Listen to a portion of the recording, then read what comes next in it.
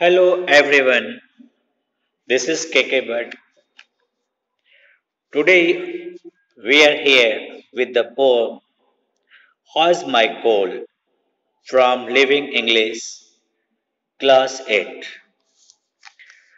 Dear students, in this particular poem, poet describe and aware us to use natural resources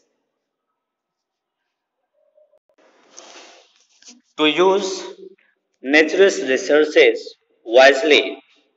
Otherwise, one day all have been disappear. Through this poem, poet wants to aware the people about the natural resources and its wisely use as we are wasting those energy blindly. So this is the theme of this lesson. Now I am going to explain the poem in detail. See here the poet Simon Barak just describe and also want to aware the readers and learner to be careful about the use of natural resources. See here, how is my coal? Here, Earth just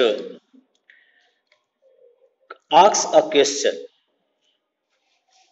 or we can say that Earth just advises us to save our natural resources. How is my coal? It means what is the condition of coal? Not only coal, other natural resources. See here, the first line, we know about renewable. Renewable, it means those outer energy like solar light, rain, tide, ripple, and so on, many, which cannot be destroyed easily. And non-renewable. Non-renewable, it means like coal, oil, etc. Source of energy. But do we know how to use them wisely? Here, poet just asks a question to all of us. Do we know how to use them wisely? It means क्या हम जानते हैं कि इसका इस्तेमाल हम बुद्धिमानी से कैसे करते करें? अगर हम इसका इस्तेमाल बुद्धिमानी से नहीं करेंगे, उसको अपने जरूरत के हिसाब से नहीं करेंगे, तो एक दिन आएगा कि सब के सब क्या होगा? खत्म हो जाएगा. And what will happen if we do? अगर हम इसका इस्तेमाल बुद्धिमानी से नहीं करेंगे,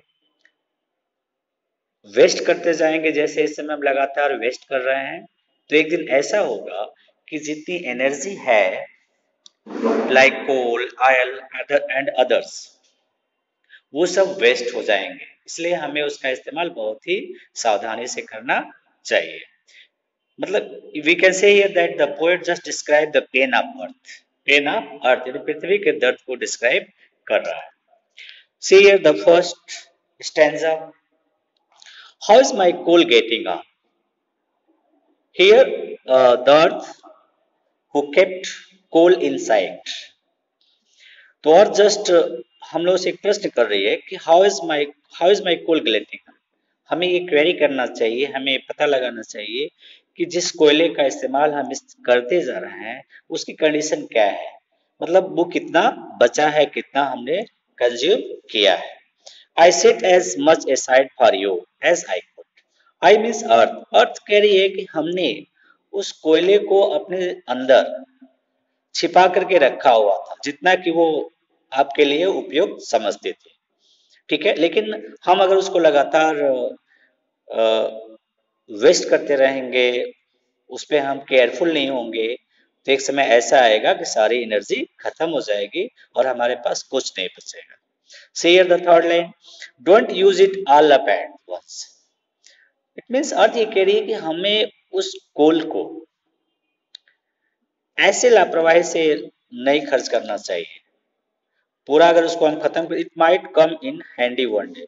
अगर जैसे हम मूर्खतापूर्ण तरीके से खर्च करते जा रहे हैं, एक दिन ऐसा आएगा कि हमारे पास कम इन हैंडी वन डे, मतलब हाथ एक मुट्ठी बचेगा, इट मीन्स नथिंग, मतलब कुछ भी नहीं बचेगा। जितने भी नेचुरल रिसोर्सेज हैं वो सब के सब क्या हो जाएंगे, फिनिश हो जाएंगे। Now see here, now see here the second stanza. How is my coal faring? How is my coal faring?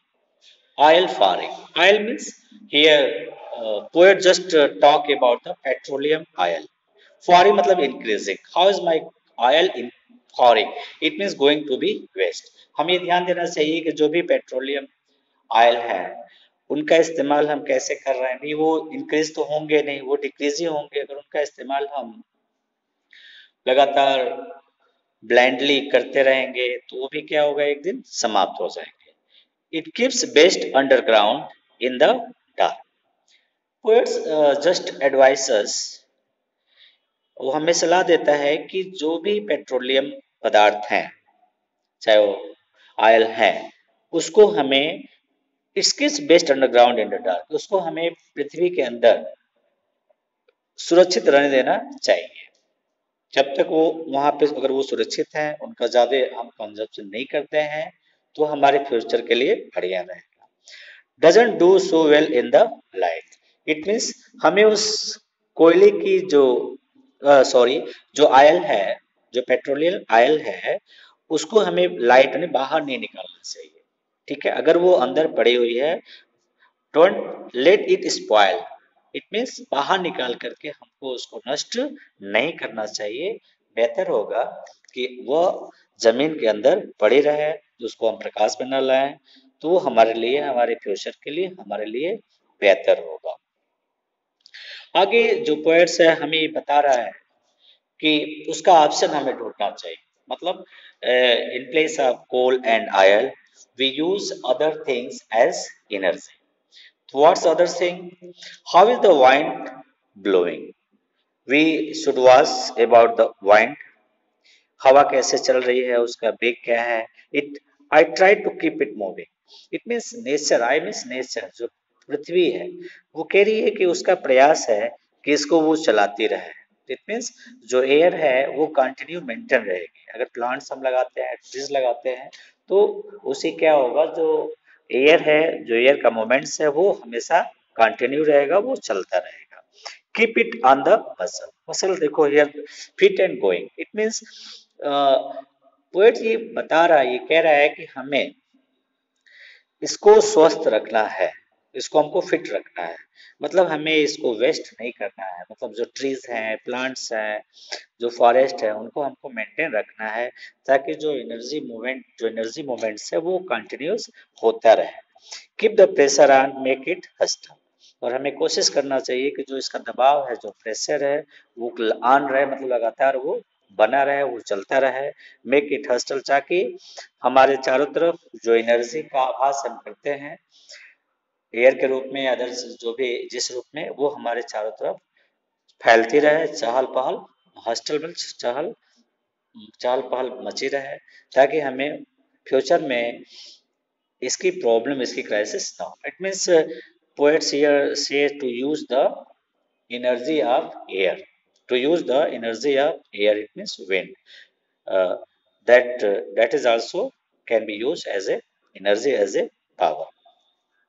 Now see here the fourth stanza, and breaking news on wave power.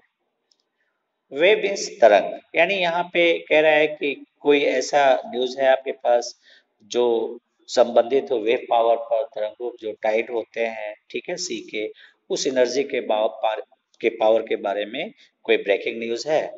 I have hired an intern to handle the ocean, यह अर्थ ये कह रही है कि मैं कोशिश करूंगी, मैं मेरा प्रयास है कि मैं हायर्ड करूं, इंटर्न, इंटर्न मीनिंग दिया हुआ है, और students who work on short project to get experience, यानी ऐसे लोग, ऐसे स्टूडेंट को वो हायर करना चाहती है जो वेव्स पावर, जो ओशियन में वेव्स पावर है, टाइड है, उसका वो अध्ययन करे, उस एनर्जी को पहचाने और उसको यूटिलाइज करने के लिए सबको यूटिलाइज करने के लिए लोगों को बताएं कैसे उसका इस्तेमाल किया जाए। If we could make some ripples get more converts, अगर हम कुछ रिपल्स गेन करते हैं, बना सकते हैं, get mode convert that would be waste, तो उस रिपल्स को भी हम एनर्जी कन्वर्ट में बदल सकते हैं, अधिक से अधिक उसको एनर्जी में कन्वर्ट कर सकते हैं, दैट विल बी वेल्थ, जो बहुत ही अच्छा होगा।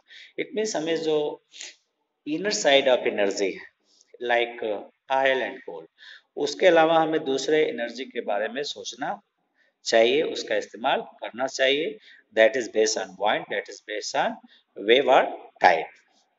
So we could make some ripples get more convert, that would be swell. It means that is better to make a ripples and get the energy from those ripples, and that is all well, that is very good to all of us. Now see the last. Assume you are using solar light.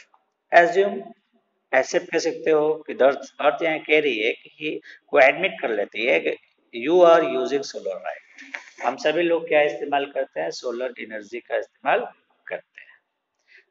This other still stuff for backup, this other stuff for backup, it means poet हमें ये बताने का प्रयास कर रहा है कि जो दूसरे रिसोर्सेज हैं, वो दूसरे रिसोर्सेज क्या है, अदर रिसोर्सेज क्या है, जैसे कोल है, पेट्रोलियम ऑयल है, उसको हमें सुरक्षित रखना चाहिए, ठीक है। फॉर बैकअप मतलब कहते हैं ना कि बैकअप के लिए, जैसे मान लीजिए अचानक आप हैं लाइट नहीं है या कोई ऐसी दिक्कत आती है, तो उस एनर्जी का हमें इस्तेमाल बुरे वक्त में, इट मीन्स जैसे मान लीजिए सोलर एनर्जी आप यूज कर रहे हैं, रेनी डे आ गया, नहीं चार्जेस हो रहे हैं, तो उस समय के लिए उसका हम इस्तेमाल करना चाहिए। In case there is rainy day for me in space, कह रही है कि मान लीजिए पृथ्वी मैं स्पेस पे हूँ, फॉर मी मतलब अर्थ के लिए, अर्थ स्पेस पे ही रहता है, तो मान लीजिए रेनी डे हो रहा है, बारिश का मौसम है, एडवर्स सीजन चल रहा है, तो उस कंडीशन में क्या होता है, जब एडवर्स सीजन होता है तो उस कंडीशन में क्या होता है, उस कंडीशन में ये होता है कि जो है प्रॉपर आपको लाइट नहीं मिल पाती है, हमको लाइट नहीं मिल पाती है। इस कंडीशन में अगर हम उसको रिस्टोर करके रखेंगे, जो नेचुरल रिसोर्सेस है उसको बचा के रखेंगे, तो हमारे काम में आएगा। What you understand here? तो here you can see poet just advises to use the solar light. Solar light means एक ये ऐसा लाइट है जो कभी डिस्ट्रॉय नहीं होगा, जो कभी खत्म नहीं होगा, इसका हम कंजप्शन जितना चाहे उतना कर सकते हैं, ये अनलिमिटेड है, ये डिसअपियर नहीं होगा। तो इस तरह से हम वेव को भी, जो वेव होते हैं, वेव एनर्जी को भी हम अपने यूटिलाइजेशन में ला सकते हैं, उसका इस्तेमाल कर सकते हैं। इसके अलावा आप देख सकते हैं जो एयर है, वाइंड मिल वगैरह लोग लगाते हैं, ठीक है, उससे भी एनर्जी पैदा की जाती है, उसका इस्तेमाल लोग करते हैं। तो writers just advise us that we depend on the outer it means renewable energy, so that we can save our non renewable energy for our better future. I hope you understand this poem well. Now I am going to discuss about the question. See here, complete this summary about the poem. A. See here, complete this summary about the poem. The first stanza say that we should not exhaust the reserve of what? It means in the first stanza, poet talking about the coal, talking about the energy of coal. So what's your answer? तो answer क्या होगा हमारे यहाँ? Answer होगा हमारा coal. Understand? Now see here the second stanza. So do you understand what is the answer of the first stanza A? Complete the summary about the poem. The first stanza said that we should not exhaust the reserve of coal. Now see what is in second stanza. Summary of A. The second stanza say that petroleum is best underground. यहाँ आप क्या लिखोगे? Best underground and not and that should not waste. That should not waste. It means अगर वो अंदर है तो बाहर आने पर उसका वेस्ट नहीं होगा, तो वही वो कह रही है कि say here A का second, the second stanza say that petroleum is best underground and that should not waste. तो आप यहाँ क्या भरेंगे? पहले में भरेंगे बेस्ट अंडरग्राउंड और दूसरे में आप भरेंगे should not waste. Now see here the third. The third stanza talks about wind. Here, wind and how it is blowing and how it is blowing. Understand? So in third line, आप क्या भरोगे? First about wind and in second it is blowing. Now see here the fourth. The fourth stanza says that we should explore wave, W-A-V, wave power. Understand? The fourth stanza says that we should explore wave power. It means in fourth stanza was just describing about the power of waves. The fifth stanza tell us to use solar. आप यहाँ क्या लिखोगे? Solar.